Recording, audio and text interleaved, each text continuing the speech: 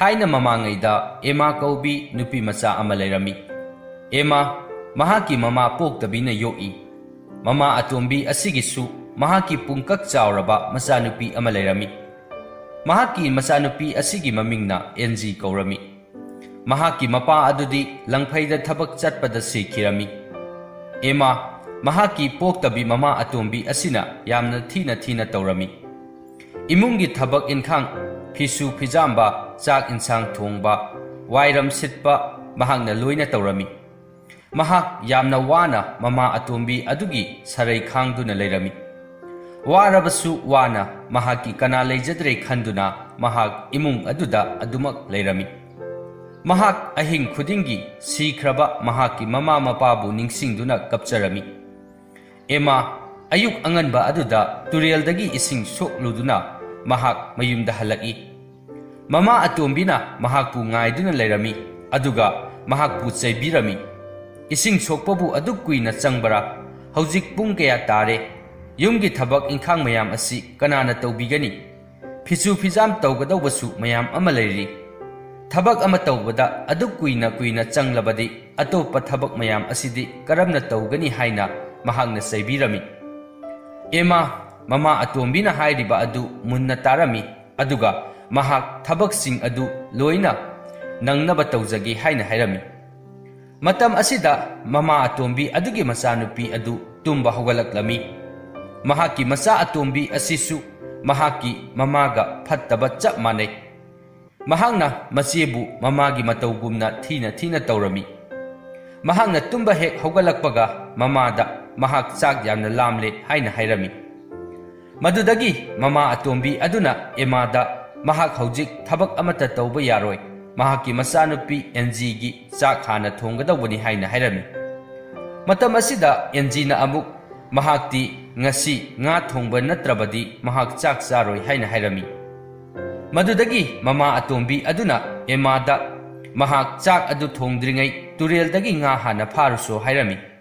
एमाना फागनी इमा ऐहाक तुरेलदगी nga फारुरगे हाइना हाइरमी।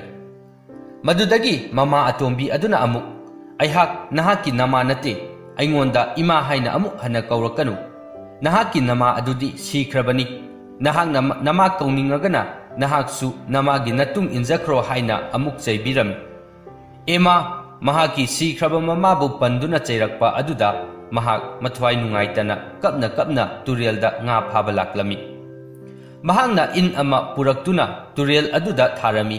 अदुगा महांगना तुरेल मपाल अदुदा फमदुना mama मपाबु कौदुना कपचरमी।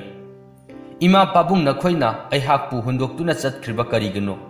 ऐहाकपु यामना फत्तबी नचानुपी हाइबदु ओइरबो। ऐहाक इमा अतोम्बीगी सरैदा खांगबा यामना वारे हाइना महांगना सुमना हिक हिक लाउना कपचरमी। मतम असिदा इखंग खंगहौदना तुरेल अदुदगी nga ama chongkhalaktuna mahaki makutta siriba mahaki mamana pibiramba khudop adu munduna chatkhirami।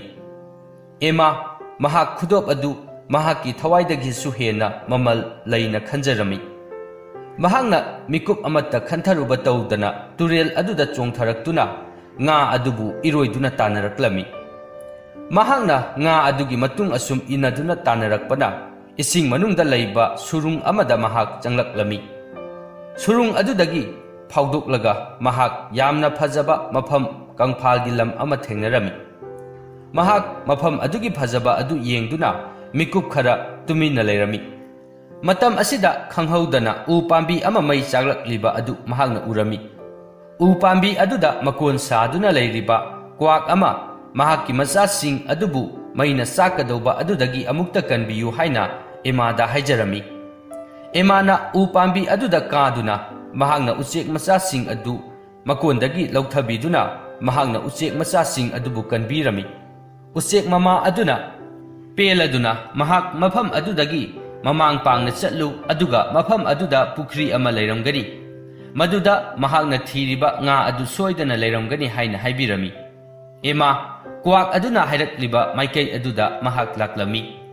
महाकना सुम लाक्पदा क्वाक अदुना हाइरिबा पुखरी अदु थेंगनरमी। अदुबु अंगक्पा मोंग अमदा महाकना हेक यौबगा पुखरी अदुगी इसिंग अदु मयेंग थुना ताखिरमी। मदुदगी महाकी makhutagi khudop mullaga pukiba nga adu mahakna thengnarami. Mahakna nga aduda mahaki khudop adu pibiyu. Khudop adu mahaki mamana mangonda pibiramba khudolni. Khudop adu mahaki thawaidagi suhena maru oi haina haijarami. Matam asida nga aduna khudop adu piroi maramdi mahakna tureldagi nga mayam ama pharaga chathoki. Aduna mahakna khudop adu piroi hairami. Emana asengba warising adu lirami. Mahakna nga mayam adu phaningduna phaba natti. Mahaki mama atombigi saraina khangba ngamdaduna phabani haina mahakna haijarami. Madudagi nga aduna phare adudi nahaki khudop asi lauge hairabadi nahakna aikhoigi thabak ama tawbiyu haina hairami. Emana amuk mahakna tawba ngamba thabak oirabadi mahak tawjaramge haina hairami.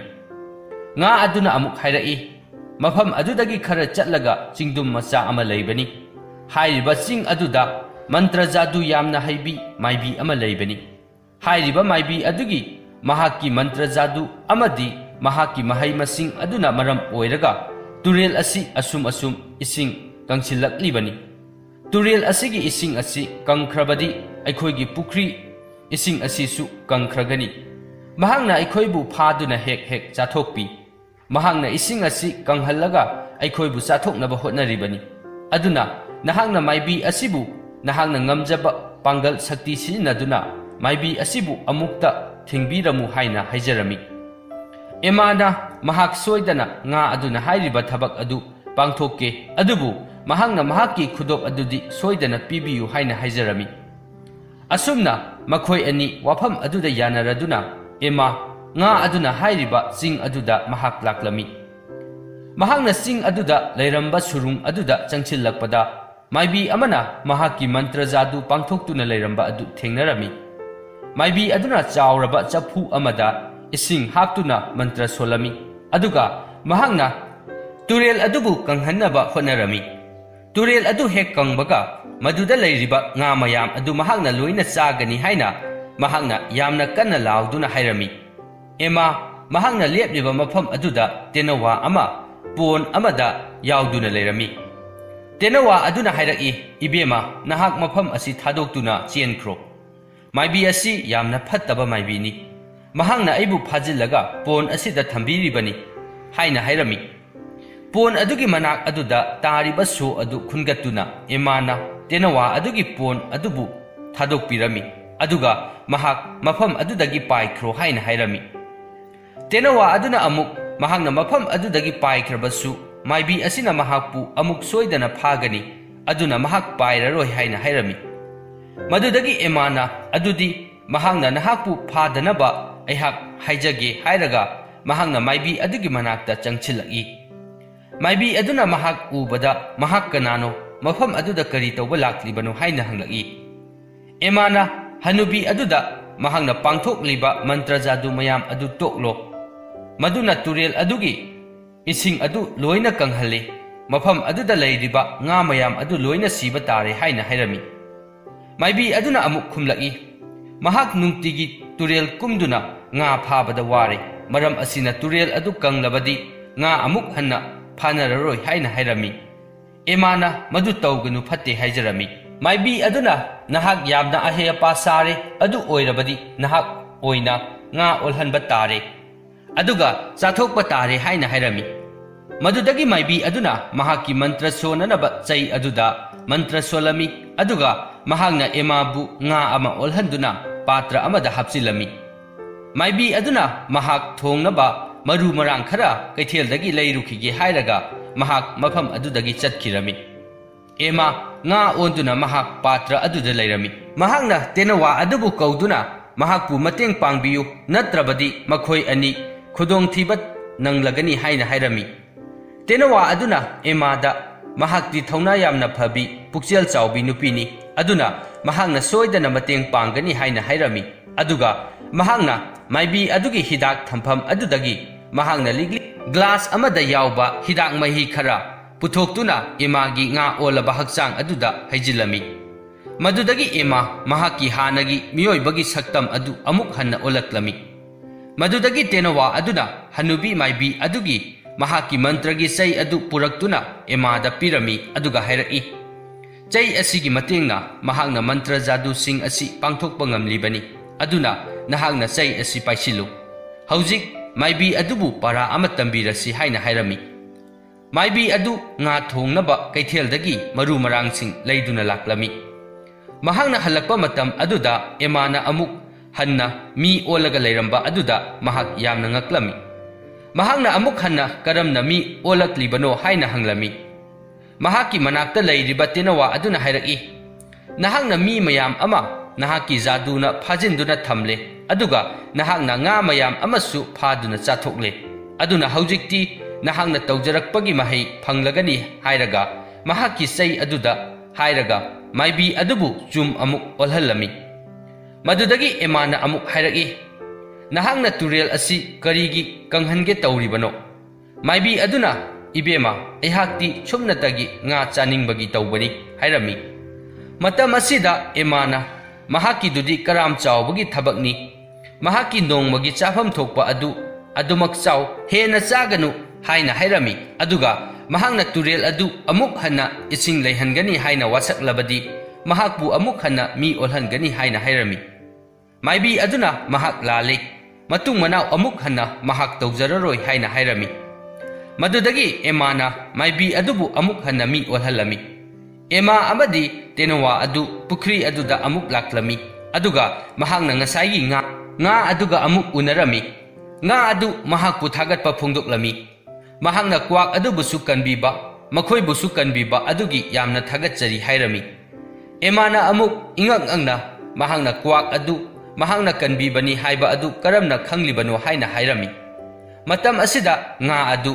masak mataw yamna phajarabi lairembi ama olaklami mahakna emada mamangda thokriba thodok khudingmak mahaki changye ngaktani asengba thodok amata natte hairami ema ingak ngakna yengduna leirami lairembi aduna makha taraki ema nahakti yamna phaba mi amani aduna nahakna waduna leiba adu aihak yengba nungaiti aihakna nahaki pukchel sengba adugidamak karigumba khara khudol oina pige hairaga mahakna emada sana lupa khara pirami aduga mahaki khudop adusu pirami emana lairembi adubu khurumlamlaga mahak mayumda amuk hanna halaklami ema harauman khiduna mahak nga phaba kauduna mayumda halaklami mahakna mayumda halakpa matam aduda mahaki mama atombi aduna mahaki sana lupa mayam adu ubada mahak mamit adu thakatlami mahakna emadagi sana lupa sing adu munduna laurami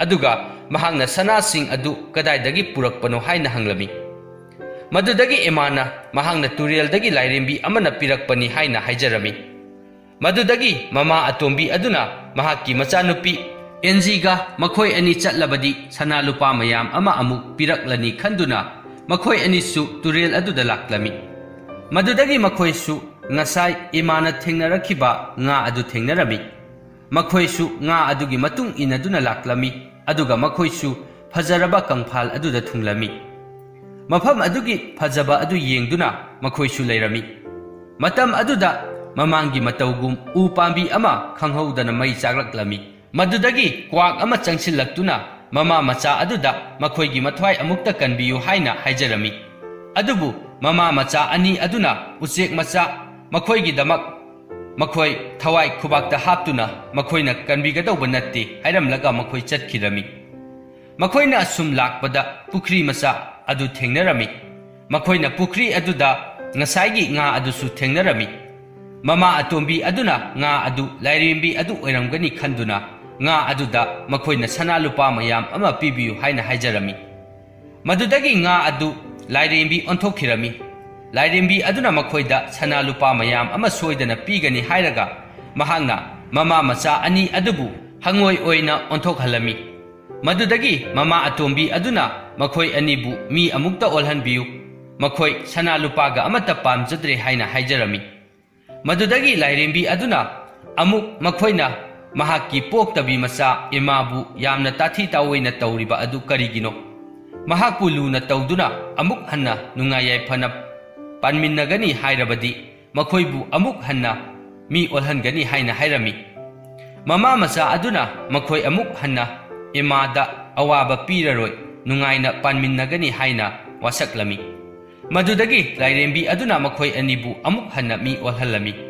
Madudagi mama macha adu mayumda halaklaga makhoina Emada makhoi lale makhoibu ngakpiyu haina haijarabi. Emana makhoibu ngakpirami.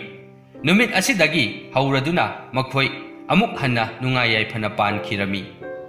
Mathangi wari Thaina mamangai matam amada Heri kauba ningthau ama palami. Mahaki masanupa Rajkumar Son kauba amasu lairami. Aduga mahaki masanupi Mia kaubi amasu lairami. Laibak asi ingna signa khana chainaba yaudana santi oina palami. Laibak asigi matai oirapna Seli kaubi Lukhrabi nupi amasu lairami. Mahaki su masanupi anikhak pokjarami. Amana Ima kawi aduga atopa aduna Olivia kaurami. Mahaki masanupi ani asi chawba mapung phare laisabi haibadu oire. Lukhrabi asina nungtigi kaithelda kaduna singyolaga masanupi ani bu thaklami. Mamagi awaba matau asi masanupi ani asina yengba ngamlamde. Makhoina mamagi mateng yamna pangnginglami. Nongma Emana mahaki manau nupi Olivia da wafam ama hudoklami. Mahangna asumna hairaki Inau ibema Imagi matau asi yengba ngamdre. Aikhoi anisu laisabi phare aduna aikhoi imagi mateng panglasi haina hairami.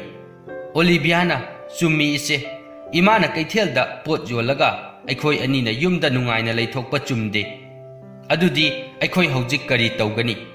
Emana amuk hairaki Mamangai matam amada aihakna muni ama seba tawjaruba aduda muni aduna aingonda bor ama pibirakhi madudi aihakna oningba upambi ama onnaba mantra mahakna takpiraki. Mantra asi sizinaraga aihak lei pambi olage adudagi laising adu heklaga amuk kaithelda yolaga paisa talasi aduga imagi mateng panglasi haina hairami. Masina haudorakliba wafam adu Olivia su yarami. Mathangi ayuk aduda mamana pot yonba chatkringai machin manau anina wa tanarami. Emana Olivia da ising kharaga lei kharaga pirami. Aduga mahangna mantra solingai matam aduda ising aduga leising aduga mangonda chaisilaku haina hairami. Mahangna lei olaba matung leising adu ningthina mapop kaidana hekadawani aduga Pambi adudi asok apan amata nanghanba yade. Nahangna lei hekpa loirabga matung ising amuk chaisilakadawbani. Maduda aihak mi amuk olakani haina manau nupi aduda hairami. Haina khibagi matung ina makhoigi sumang aduda Ema mantra sonduna laikhre. Mahangna mantra solingai Oliviana ising kharaga lei kharaga puthoraktuna mantra sonduna lairibi masi aduda chaisilami. Madudagi Ema fajaraba lei mayam ama panba lei pambi ama unthoraklami. Oliviana leising adu yamna seksina polang ani thannaba heklami.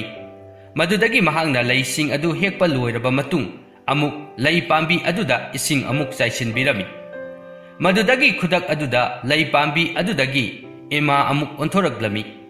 Masigi matung masin manau ani lei adudi kanana yonba chatkani haina amuk hainarami.